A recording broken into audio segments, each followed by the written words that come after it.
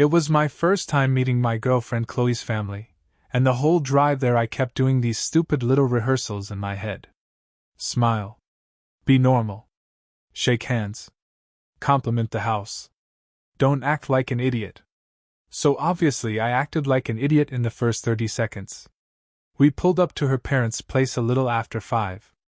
Nice house, big front windows, flowers near the porch, one of those places that instantly makes you feel underdressed even when you're not. Chloe ran back to the car because she forgot a bag in the trunk, and I got out first, holding this bottle of wine like it was some formal peace offering. The front door opened before I even made it up the steps. A woman came out smiling, and in that quick, rush first glance my brain completely betrayed me. Same dark hair as Chloe. Same kind of fitted jeans. Same easy posture. She looked way younger than I expected, and without thinking I smiled back and said, "You really made me carry the wine by myself?"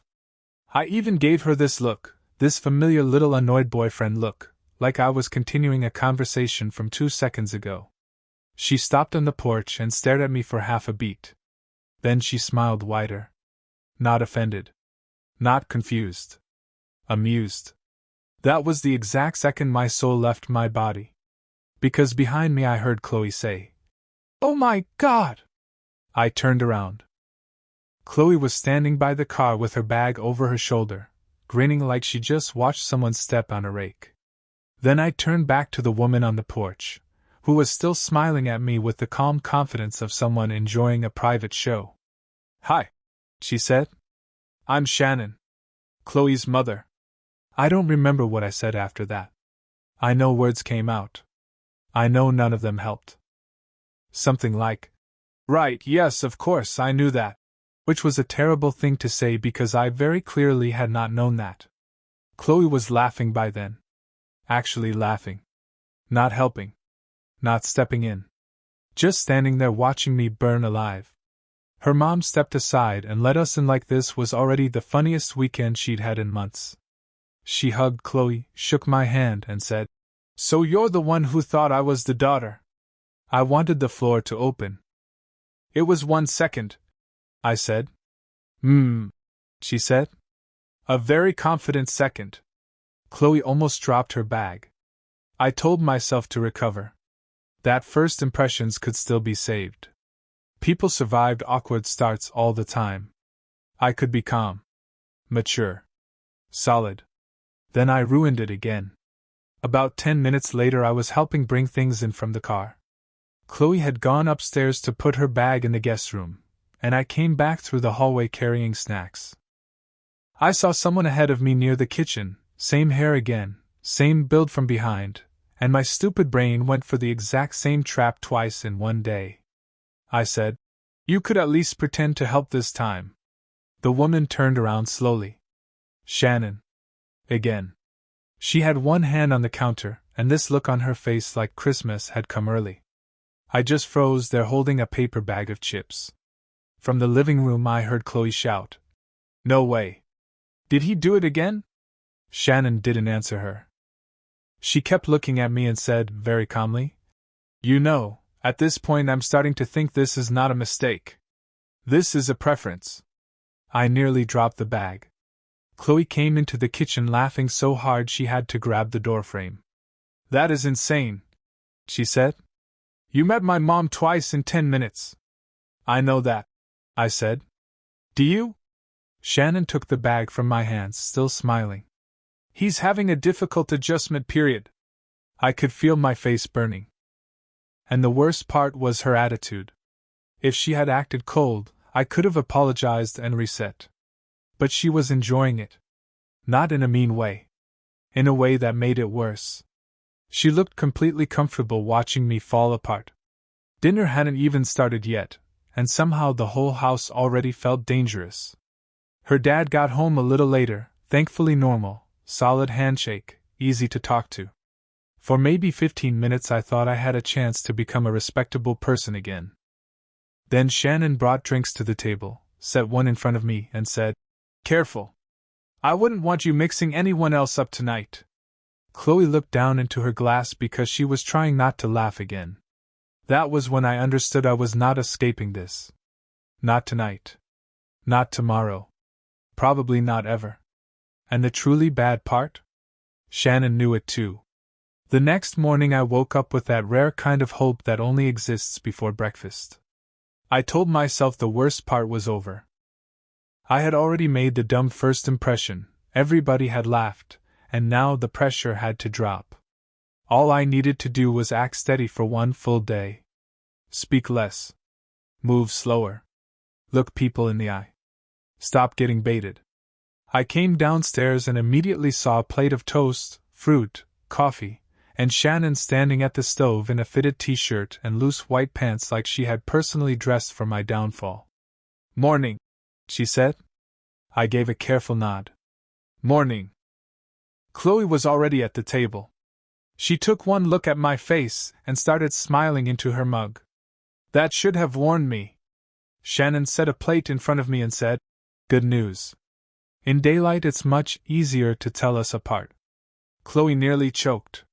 Her dad looked up from the paper and said, "He mixed you up twice?" "Twice," Chloe said proudly, like she was announcing my academic record. I tried to laugh it off, but my appetite was gone. Shannon noticed too. Of course she did. She sat across from me, crossed one leg over the other, and gave me this calm little smile that said she had no intention of letting the joke die a natural death. After breakfast I offered to help just to get some points back. Carry something, wipe something down, prove I was a useful adult male and not just a nervous guy getting roasted by the women in the house. Big mistake. Chloe told me to take a stack of folded towels upstairs and leave them by the bathroom. Easy. Safe. Respectable. I did exactly that, then noticed something had fallen near the bedroom doorway. It was a small silk scarf, light and expensive looking, half under a chair. I figured Chloe had dropped it, so I picked it up and turned to bring it to her. That was when Shannon came out of the other room, drying her hair with another towel. She saw the scarf in my hand and smiled instantly. "Oh," she said. "You found mine." I don't know why that one hit so hard. Maybe because I had already convinced myself everything soft and feminine in that house belonged to Chloe. Maybe because Shannon said it so casually, like it was the most natural thing in the world for me to be standing there holding one of her personal things like a confused assistant. I held it out way too fast. "I thought it was Chloe's." "Of course you did," she said. Then she took it from my hand, her fingers brushing mine for about half a second, and added, "You really are having a hard time in this house." Chloe appeared from the bathroom right on cue. "What happened now?" Shannon lifted the scarf. "He's sorting my things for me." Chloe leaned against the wall laughing. "You're incredible." I wanted to disappear into the laundry basket. Later, Shannon asked if I could help her in the kitchen with lunch. I said yes because saying no would have looked strange, and I was still stupidly chasing dignity. She had me slicing tomatoes while she moved around me like she had no concept of personal space. Not enough to make it obvious. Just enough that every time I turned, she was there. Reaching past me for a bowl. Brushing by to open a drawer. Talking like none of it meant anything. "You're very tense," she said at one point. "I'm fine. Your shoulders are up by your ears." "I'm just concentrating." "On a tomato?" From the doorway Chloe said. "No, he's fighting for his life." I closed my eyes for 1 second. That was all they needed. Mother and daughter started laughing again, and the worst part was that neither of them sounded mean. They sounded delighted. Warm. Like this had already become part of the family entertainment. By the afternoon we all went out to the backyard. Her parents had a small pool and one of those patios with lounge chairs and big umbrellas. Nice setup. Peaceful, in theory. In practice, it turned into another test I was not built to pass. I tried to focus on Chloe. On the weather. On literally anything else. But Shannon came outside in a light summer outfit that made my brain start filing complaints. Not because she was trying too hard. That was the problem. She looked completely natural, completely at ease, and totally aware of the effect she had on the room. I spent the first 10 minutes trying so hard not to look obvious that I probably looked even worse. At one point, Chloe caught me staring into my drink like it contained instructions for survival. She leaned closer and whispered, "You know she's doing this on purpose now." "That helps a lot," I muttered. "She likes you. This is how your family shows that." Chloe smiled. "Only when someone makes it easy." As if to prove her point, Shannon called from across the patio, "Can you hand me the sunscreen?" I grabbed it too fast, nearly knocked over my glass, recovered badly, and walked it over like I was approaching a live wire. She thanked me with this tiny private smile that felt way too knowing, then looked past me to Chloe and said, "He's sweet when he panics." "I'm right here," I said. "I know," both of them said. That night, back in the guest room, I sat on the edge of the bed and told myself I had to reset before this got worse. No more reacting. No more obvious flustered silence. No more walking into traps with my eyes open. Chloe was still smiling while she brushed her hair. "You'll be okay," she said. "That sounds fake." "It is a little fake." She climbed onto the bed, kissed my cheek, and added, "Try to survive one more day without sorting my mom's wardrobe." I looked at the ceiling and made a private decision. Tomorrow, I was going to pull myself together. Which, looking back, was a very funny thing to think right before the worst part of the weekend. The next day I made a serious decision. No more panic. No more weird pauses. No more looking like a guy who had never been inside a house with attractive people before. I was going to act calm, speak like an adult, and stop giving Shannon free material. For almost an hour, it actually worked. I helped Chloe's dad carry a folding table out to the patio.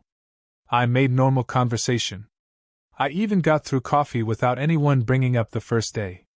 At one point I caught Chloe looking at me with fake pride, like I was a dog finally learning not to run into a glass door. That should have been my warning. Things only stay quiet in that house when something worse is loading. Late morning, Chloe went out with her dad to pick up a few things for brunch. Shannon stayed behind and asked if I could help move a box from the hallway closet into the spare room. Simple job. 2 minutes, maybe less. Safe, I thought.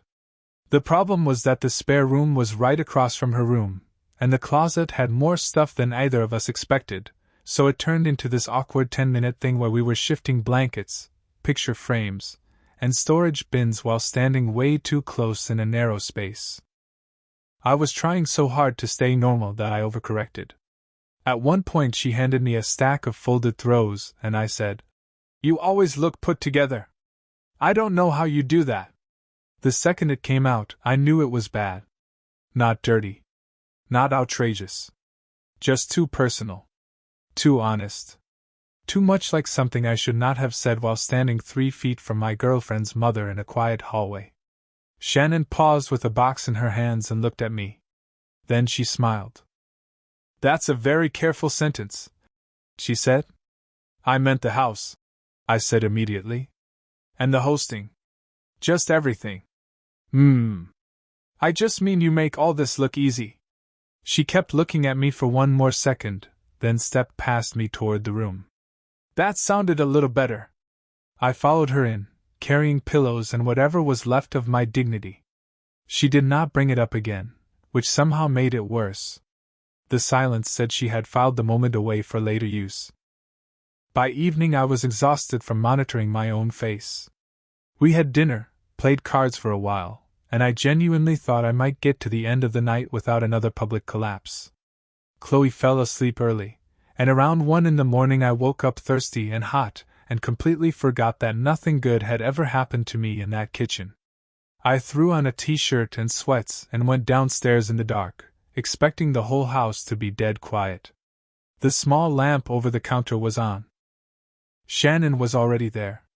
She was standing by the sink with a mug in her hand, wearing soft sleep clothes and a loose wrap, looking like someone who had no business being that composed at 1 in the morning. She turned when she heard me and smiled like she had caught me sneaking through my own bad decisions. "Well," she said quietly. "There he is. I stopped so fast I almost turned around and went back upstairs without water. Sorry, I said. I thought everyone was asleep. I was, she said. Then I wasn't. The kitchen was so quiet I could hear the fridge humming. No laughter from Chloe. No family noise. Just me standing there like I had walked into a private scene by mistake. Shannon lifted the kettle. Want tea, or are you pretending you only came for water? Water is good. Of course it is. I got a glass from the cabinet and became painfully aware of every small movement I made. She leaned one hip against the counter and watched me with that same calm, amused expression she had worn all weekend, except now there was less noise around it. Less protection. I filled the glass and drank too fast. You know, she said, you were much smoother today. I looked at her over the rim. That sounds fake. It isn't fake. She smiled into her mug. It was just more interesting. I let out one short laugh before I could stop it. You've been enjoying this way too much. She tilted her head. You made a very memorable entrance. I know. And then you repeated it. I know. And then you carried my scarf around the house. I closed my eyes. I know. That made her laugh softly. Not loud, not cruel. Just warm.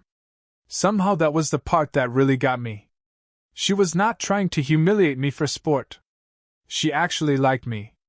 She was just having an incredible time watching me try to survive. Mastermind or just friendly? I honestly can't tell. Drop your most awkward. Meet the parents. Story below. Then she set her mug down and said, a little more gently, relax. You're fine here. That was the first moment all weekend that landed without a joke attached to it. I looked at her, and for a second I did not know what to say. She did, though. Chloe doesn't bring people home unless they matter, she said. And my husband likes you. Which helps. That's a brutal order to list that in. She smiled. I'm being honest. I nodded, still holding the glass. I've just been trying not to make a complete fool of myself. That plan failed early, she said. I laughed again, quieter this time. Then she stepped closer to take her mug to the sink, not touching me, not doing anything obvious, just close enough that my whole brain lit up like a power grid in a storm. She noticed. Obviously. Right before she turned away, she said very softly, you should get some sleep. Tomorrow you have to say goodbye without confusing me for my daughter again. I stared at the counter because there was no safe place to look. Good night, Shannon. Good night, she said. Then, after a tiny pause, you did better tonight. I went upstairs somehow feeling both relieved and completely wrecked. I got back into bed beside Chloe, stared at the ceiling, and understood one thing very clearly. I had not pulled myself together at all. I had just reached the part of the weekend where Shannon didn't even need an audience anymore. By the last morning, I understood the rules of the house. Not well enough to win, obviously. Just well enough to know I was never going to win. The dangerous part was that things felt normal now. That was how they got you. Breakfast turned into goodbye brunch because Chloe's aunt and cousin stopped by for an hour on their way back from somewhere, so suddenly the kitchen was full again. Plates everywhere, coffee refills, people talking over each other.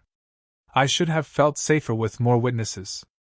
Instead, it somehow made everything worse, because now there were more people available to learn the story that was apparently going to follow me for the rest of my life. I was helping carry dishes to the table when Chloe's aunt looked at me and said, "So this is him?" Before I could answer, Shannon said, "Yes. Lovely boy. A little confused on arrival, but very sweet." Chloe started laughing before I even understood what was happening.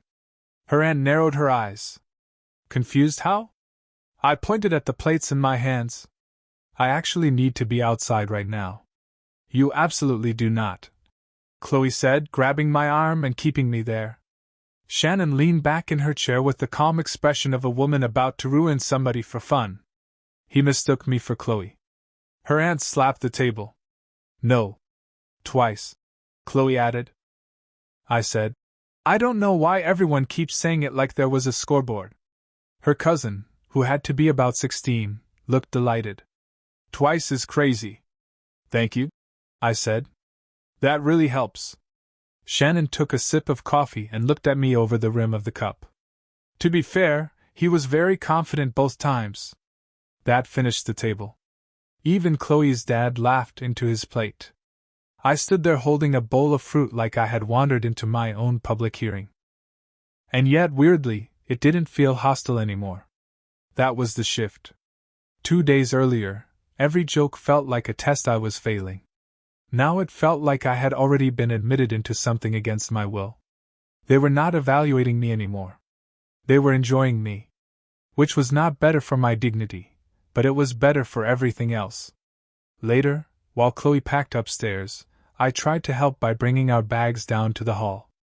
I was determined to make it through the last hour clean. No staring, no awkward comments, no fresh material. I got close. Then Shannon came out of the dining room holding her phone and said, "Before you go, we need one photo." I should have refused. I should have run. Instead, I stood there while she waved Chloe over and pulled me in between them near the front door. Chloe immediately pressed into my side, already smiling like she knew exactly where this was going. Shannon looked at the screen, then at us, and said, "Wait. Maybe he should stand next to me. For accuracy." Chloe bent in, half laughing. I actually said, "You cannot still be doing this." "Oh, I can't," Shannon said. "This is a family memory now." Her dad took the phone from her, still grinning, and said, "Come on, line up." So there I was, standing between my girlfriend and her mother, trying to look like a stable person while both of them looked completely entertained by my suffering. Right before the picture, Shannon leaned just slightly closer and said under her breath, "Relax. At least this time you know which one of us is which." I smiled for the photo with the expression of a hostage. When it was finally time to leave, Chloe carried the last bag to the car while I thanked her dad again for having me over. Normal, solid goodbye. Handshake. Respectable. I thought maybe I could still escape the front porch with one last tiny scrap of pride intact. Then Shannon stepped forward to hug me goodbye. Nothing dramatic. Nothing weird. Just a warm, easy hug that lasted exactly long enough to make me aware of every bad memory from the weekend at once. When she pulled back, she kept one hand lightly on my arm and smiled up at me. "Next time," she said, "we'll try to introduce you to the correct woman right away." Chloe made this helpless sound like she had no strength left to laugh but was doing it anyway. I felt my face go hot all over again. "There's a next time?" Shannon's smile changed a little at that. Softer. Still amused, but softer. "Of course there is," she said. That one actually hit me. Chloe came up beside me, still grinning, and bumped her shoulder into mine. "Congratulations," she said. "You survived. I don't think that's the word. It is in this family." Shannon gave me one last look, the same calm, dangerous, playful look that had wrecked my entire weekend from the first minute, and said, "Drive safe. And don't worry. We only tell that story to people we like." Chloe laughed, her dad shook his head, and I stood there red-faced on the porch realizing two things at the same time. First, I was never living any of this down. And second, that was probably how I knew they'd accepted me.